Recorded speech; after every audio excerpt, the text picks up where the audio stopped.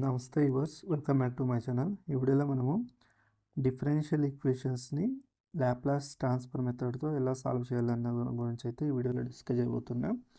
Okay, ఇది question number 2.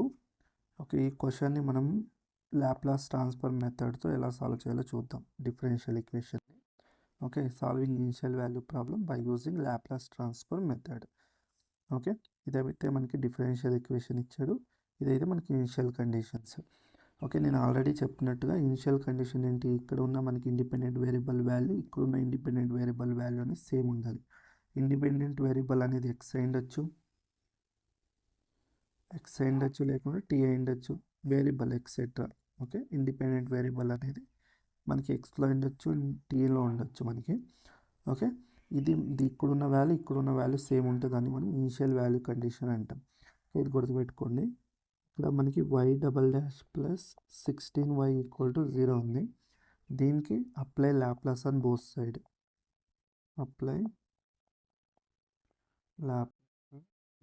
వేసుకోండి.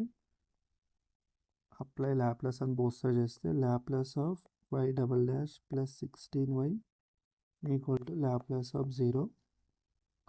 Okay, by using linearity property దీన్ని మనం Laplace of y double dash 16 అనేది కాన్స్టెంట్ బయట పెట్టుకోవచ్చు. Laplace of y equal to Laplace of 0. Okay, that is equal to మనకి ఇక్కడ ఫార్ములా అయితే తెలిసి ఉండాలి. చూడండి, ఇక్కడ మనం ఇదైతే వాడతాం, ఈ ఫార్ములా అయితే వాడతాం.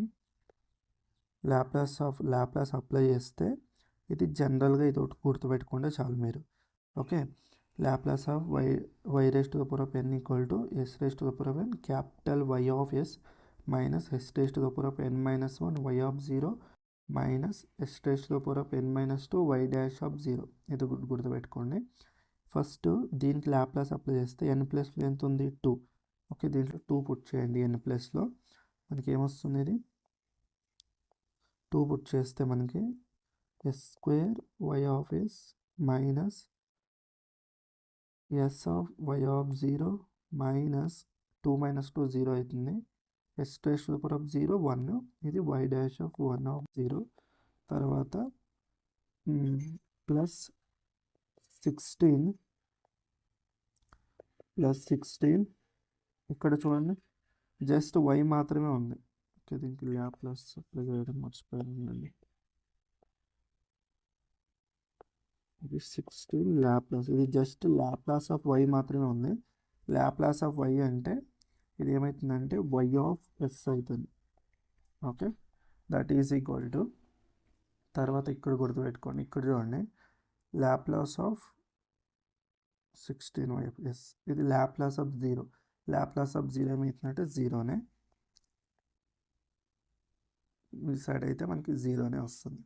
ఇదైతే క్లియర్ అనుకుంటున్నా. ఇప్పుడు మనం దీంట్లో నుండి ఇప్పుడు వాల్యూస్ అయితే పుట్ చేయండి. y of 0 y dash of 0 అయితే వాల్యూ పుట్ చేయండి. మనకి ఇచ్చాడు కదా ఇక్కడ, దీనిని ఇక్కడ పుట్ చేయండి. y of 0 y dash of 0 ప్లేస్లో.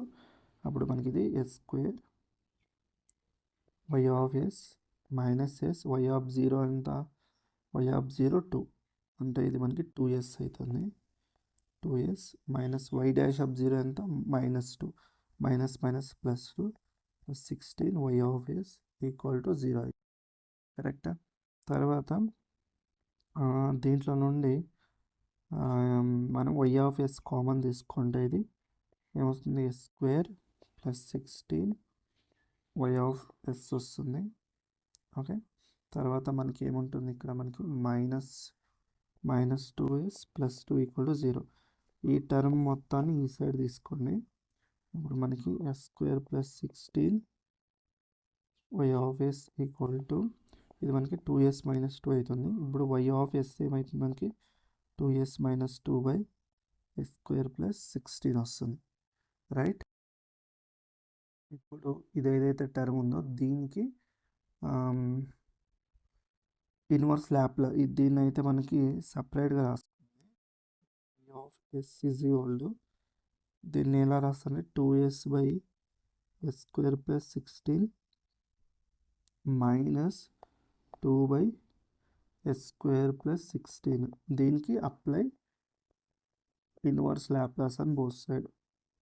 Inverse Laplace on both sides. దీనికి ఏమైనా మనకి పార్షియల్ ఫ్రాక్షన్ డీకంపోజిషన్ ఏమైనా కావాల్సి ఉంటే అప్లై చేసుకోవచ్చు, కావాలి అంటే. లేదు అంటే మనకి నెసెసరీ లేదు అంటే ఇలా స్ప్లిట్ చేసుకొని రాసుకోండి. ఇప్పుడు ఇన్వర్స్ లాప్లాస్ అప్లై చేస్తే వై ఆఫ్ ఎస్ అనేది మనకి ఏమవుతుందంటే Y of small Y of T అవుతుంది.